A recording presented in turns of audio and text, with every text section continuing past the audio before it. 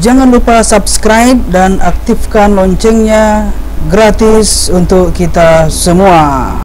Assalamualaikum warahmatullahi wabarakatuh. Hai sahabat-sahabat sosial media yang dirahmati Allah. Pada kesempatan kali ini di channel Arahom akan memberikan sebuah konten yang berbeda dari konten-konten sebelumnya. Kesempatan kali ini saya akan mencoba menceritakan sebuah buku novel yang berjudul Gubuk Hari Tua, karya saya sendiri.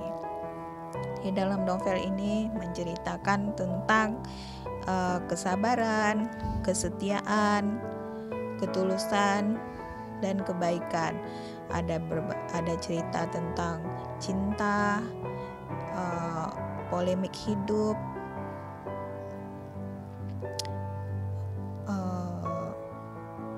pada intinya novel ini menceritakan tentang keteguhan hati seorang hamba dalam menjaga dan mempertahankan cintanya dan juga ketaatannya kepada Sang Khalik.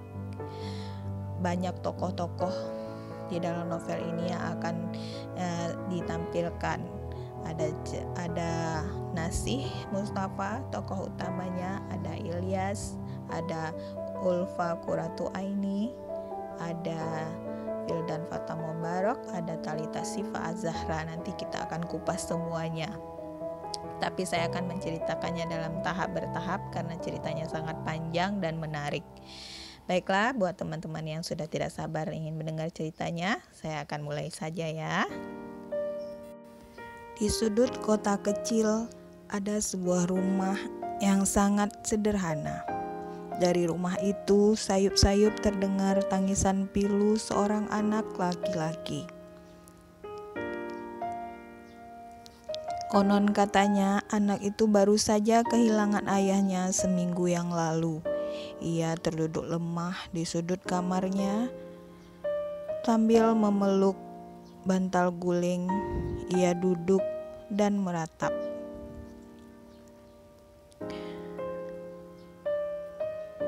Ayah, kenapa ayah tinggalin Ilyas? Ilyas takut kalau tidak ada ayah. Kenapa ayah tidak membawa Ilyas pergi bersama ayah? Keluhnya sambil dibanjiri linangan air mata. Ilyas mempunyai seorang kakak yang bernama Nasih. Nasih hendak masuk ke kamar. Mendengar rintihan adiknya, ia mengurungkan niatnya. Ia dengarkan keluh kesah adiknya di balik dinding kamar. Sungguh ratapan Ilyas sangat menyakitkan hati Nasih. Bagaimana tidak, adiknya yang sudah sejak balita tidak lagi merasakan kasih sayang seorang ibu, sekarang harus terluka lagi dengan kepergian ayah yang selama ini jadi tempat segalanya dalam keluarga itu. Nasih menghela nafas panjang. Tanpa ia sadari, air bening sudah berjalan pelan di pipinya. Dia membatin, "Ya Allah, kuatkanlah hamba-Mu ini untuk menghadapi setiap ujian yang Engkau berikan. Hamba tahu Engkau tidak akan memberikan ujian melebihi batas kemampuan hamba-Mu. Jangan biarkan kesedihan ini membuat hamba lupa akan kebesaran-Mu, ya Allah. Bantulah hamba agar tetap berada di jalan yang benar." Nasih membatin.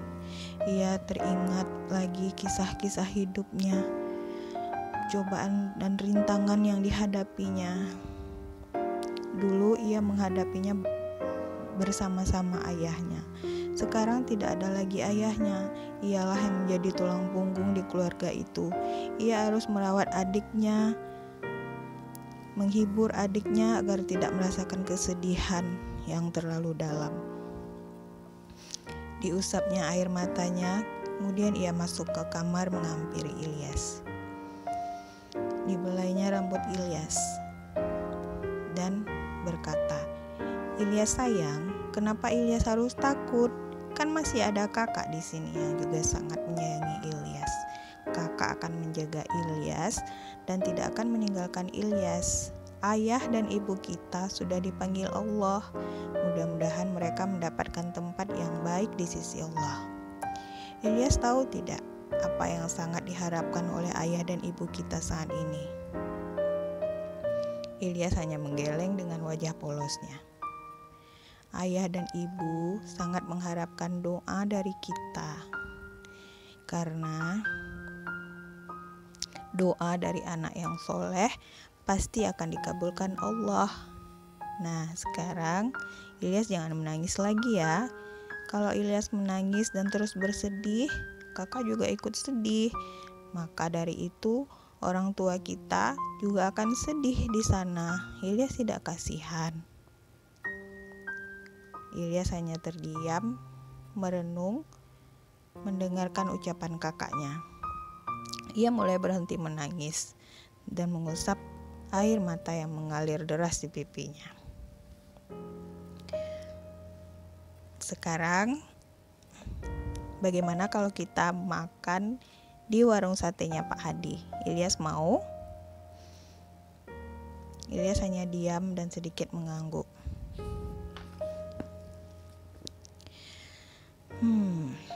Baiklah, kalau begitu, baiklah pangeran, silakan naiki kuda istimewa ini. Ia akan mengantarkan Anda sampai ke tujuan dengan selamat. Ucap Nasih seraya duduk membelakangi Ilyas dan membungkuk agar Ilyas bisa naik ke atas pundaknya. Setelah Ilyas naik, Nasih bangkit dan mulai berjalan pelan, kemudian berlari kecil keluar rumah menuju warung Pak Hadi yang jaraknya tidak jauh, hanya beberapa meter dari tempat tinggal mereka. Di perjalanan, Nasih sambil bernyanyi-nyanyi kerajaan untuk menghibur adiknya agar tidak lagi bersedih. Dari kejauhan, Pak Hadi sudah melihat kedatangan mereka. Pak Hadi seolah-olah ikut bermain peran dengan Nasih untuk menghibur hati Ilyas. Segera disusulnya Ilyas dan dibawanya duduk di bangku warung bagian dalam. Pak Hadi memang orang yang baik dan juga dermawan. Ia sudah lama mengenal keluarga Nasih, bahkan sebelum Nasih lahir. Pak Hadi sudah bersahabat dengan orang tua mereka. Hidangan datang. Tiba-tiba wanita paruh baya datang dari dalam membawa dua piring sate yang berisikan penuh tusukan sate. Sangat menggiurkan sekali. Nah, ayo Ilyas, dinikmati hidangannya. Ini khusus dan spesial untuk kamu, tawar Pak Hadi seraya menyodorkan sate yang dibawakan Burani istrinya ke hadapan Ilyas dan Nasih. Dengan sedikit ragu-ragu dan malu, Ilyas mendekati piring sate itu dan menatap ke arah Nasih. Seolah seperti memberikan izin, Nasih tersenyum. Kemudian Ilyas menyantap sate itu dengan lahapnya.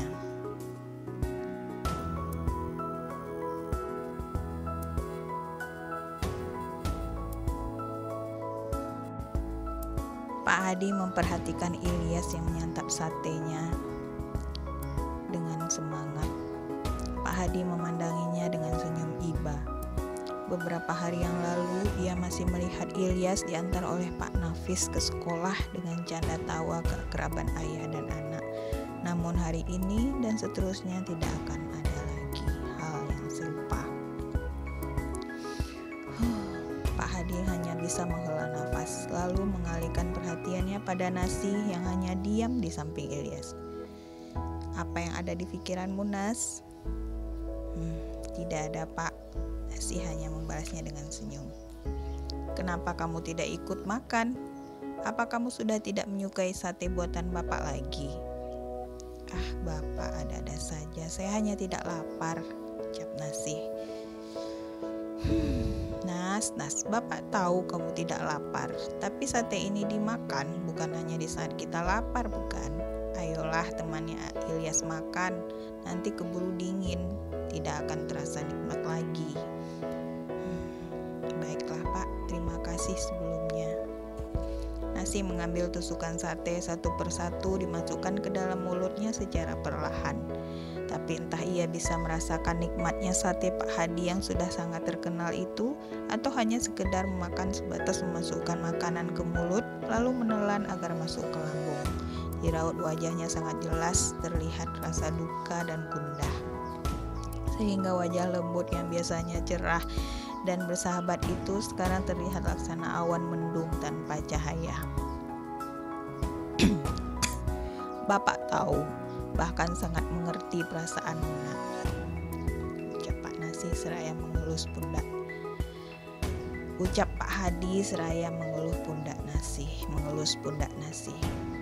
Memang berat untuk anak seusiamu ditinggal orang tua dengan seorang adik yang harus kau tanggung. Pak Hadi menghela nafas panjang seraya merangkul Nasih. Tapi Bapak yakin kau seorang pemuda yang bertanggung jawab. Bapak juga yakin kau bisa menjaga adikmu dan merawatnya dengan baik. Percayalah, Allah memberikan cobaan kepada hambanya hanya sesuai kemampuan hambanya. Dan apabila ia ingin mengangkat derajat hambanya itu, maka ia akan memberikan ujian. Bersabarlah dan selalu meminta pertolongan kepadanya dengan sholat dan doa. Nasih menghentikan makannya, lalu ia malingkan wajah menatap Pak Hadi, sehingga matanya yang redup dan berkaca-kaca itu saling bertatapan dengan mata lelaki paruh baya yang sedang menghiburnya itu. Kemudian seakan-akan sudah saling mengerti, keduanya saling berpelukan bagaikan ayah dan anak. Sabar ya nak, bisik Pak Hadi di telinga Nasih. Nasih hanya bisa mengangguk tanpa bersuara, dan air matanya mengucur menggambarkan betapa sedihnya ia saat ini. Untuk beberapa saat Pak Hadi membiarkan bahunya dibasahi air mata Nasih. Ia biarkan Nasih menumpahkan sedikit kesedihan di bahunya, sementara Ilyas terus asik menikmati satenya.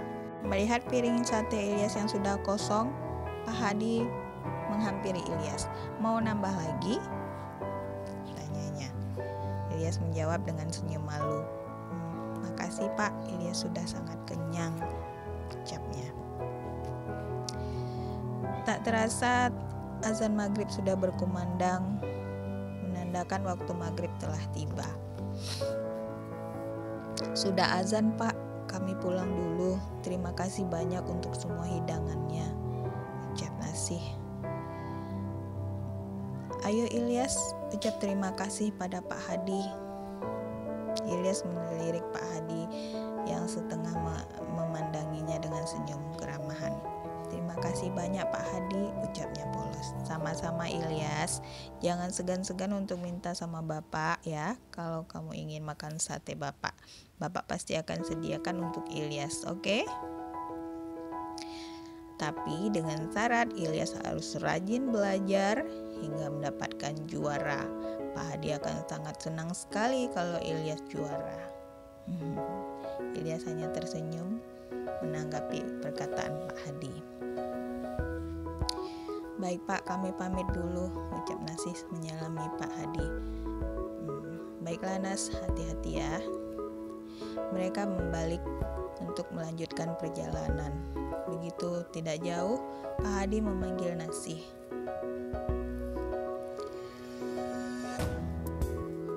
Nasih, iya Pak, sahut Nasih kembali membalikkan badan. Nasih Mustafa itu namamu. Apakah kamu tahu apa artinya?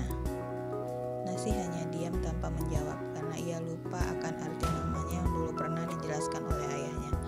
Artinya yang setia dan terpilih, jelas Pak Hadi dengan senyum lebar. Nasih pun hanya menanggapinya dengan senyum. Kemudian mereka berjalan pulang sembari setelah menikmati hidangan yang diberikan oleh Pak Hadi, kedua kakak beradik itu kembali pulang ke rumah mereka. Malam pun tiba, malam berlarut hingga subuh sudah mulai menjelang. Selesai melaksanakan sholat subuh, Nasih melipat sajadah dan kain sholatnya. Sesaat ia terpaku melihat adiknya yang masih tidur pulas di tempat tidur.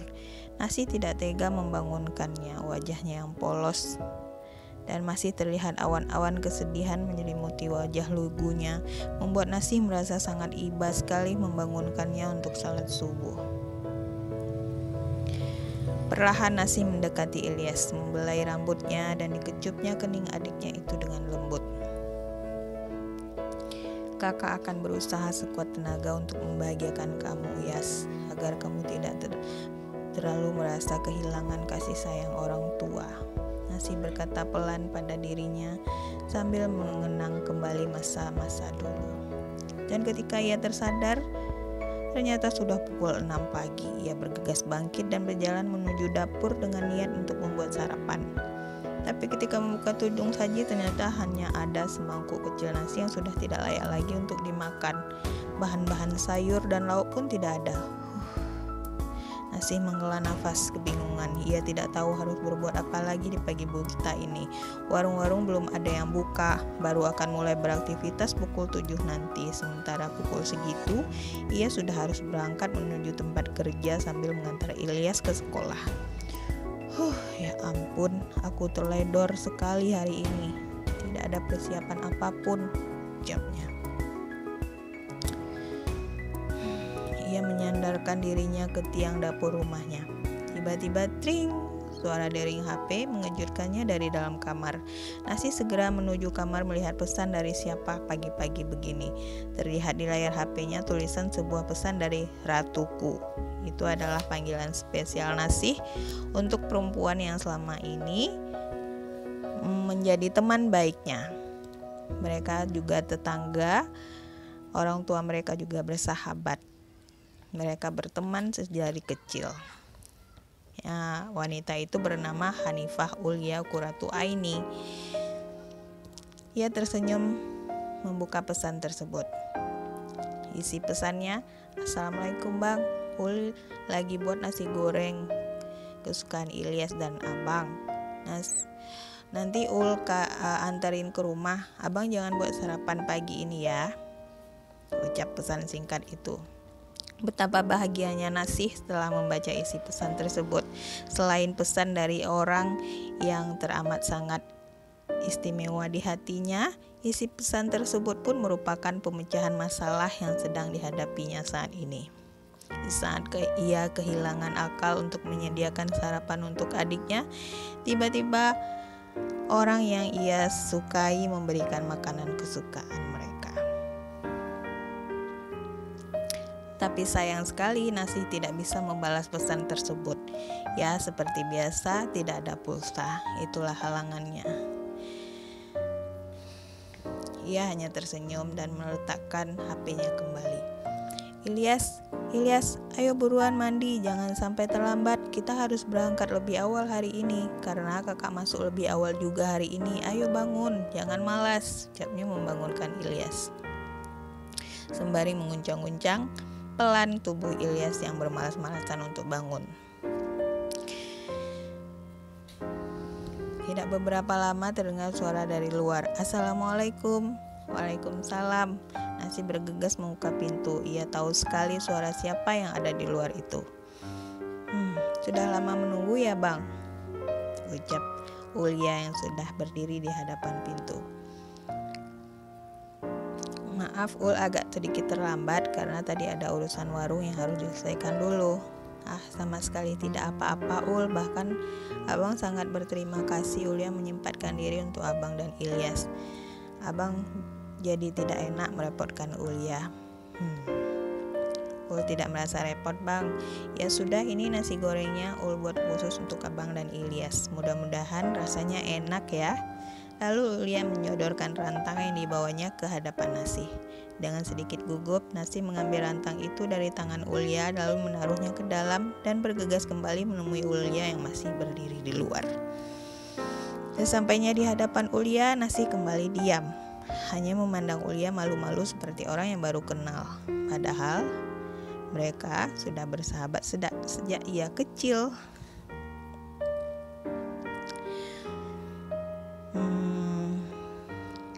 Ul pamit dulu ya, masih banyak yang Ul kerjakan, ucap Ulya pelan memulai obrolan. Namun tidak ada sedikit kata keluar dari bibir Nasi. Ulya hanya tersenyum. "Assalamualaikum," ucapnya lagi sambil membalikkan badan meninggalkan Nasi yang masih diam kaku. Ketika Ulya hendak melangkah jauh, tiba-tiba Nasi berkata, "Ul, tunggu." Ulya pun menghentikan langkahnya lalu berbalik lagi. "Ada apa, Bang?" Nasi malah hanya tersenyum, lalu kembali diam dan malah merunduk. Ulya kebingungan menghadapi sikap Nasi pagi ini. "Kok diam? Ada apa yang membebani pikiran Abang, Nas? Ayo sampaikan saja, Ul dengar, siapa tahu Ul bisa bantu." Tiba-tiba Ilyas berlari dari dalam. "Kak, ini nasi goreng untuk sarapan kita." Nasi yang baru saja hendak memulai berbicara, tiba-tiba terhenti. "Iya, itu kakak Ul yang buatkan untuk kita," ucapnya menjawab pertanyaan Ilyas. "Wah, pasti enak. Terima kasih ya, Kak," balas Ilyas sambil tersenyum melambaikan tangannya kepada Ulya.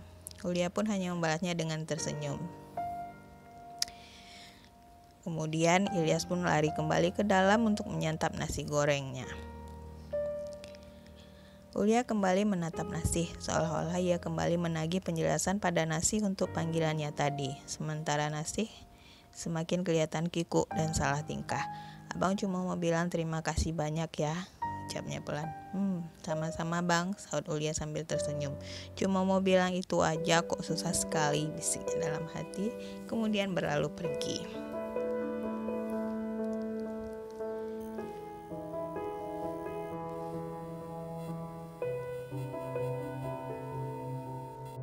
Baiklah teman-teman, sahabat-sahabat sosial media sekalian, sampai di sini dulu ceritanya saya bacakan. Untuk berikutnya saya akan menguraikan ceritanya sampai selesai. Di sini akan banyak tokoh-tokoh nanti yang akan bermunculan. Ilyas nanti dewasa, Nasi menikah dengan Ulya, nanti banyak ceritanya yang nanti akan kita uraikan. Buat teman-teman yang tertarik dan ingin tahu cerita berikutnya, mohon komentarnya di kolom komentar agar saya semangat untuk melanjutkan ceritanya. Cerita yang sangat menarik dan banyak nilai-nilai yang bisa kita ambil di dalamnya. Kisah cinta, kisah kesetiaan, kisah kasih sayang seorang kakak, kisah perhatian adik, sahabat, tetangga, dan sebagainya. Mudah-mudahan teman-teman dan sahabat-sahabat sekalian bersedia mendengarkan cerita saya. Terima kasih. Assalamualaikum warahmatullahi wabarakatuh.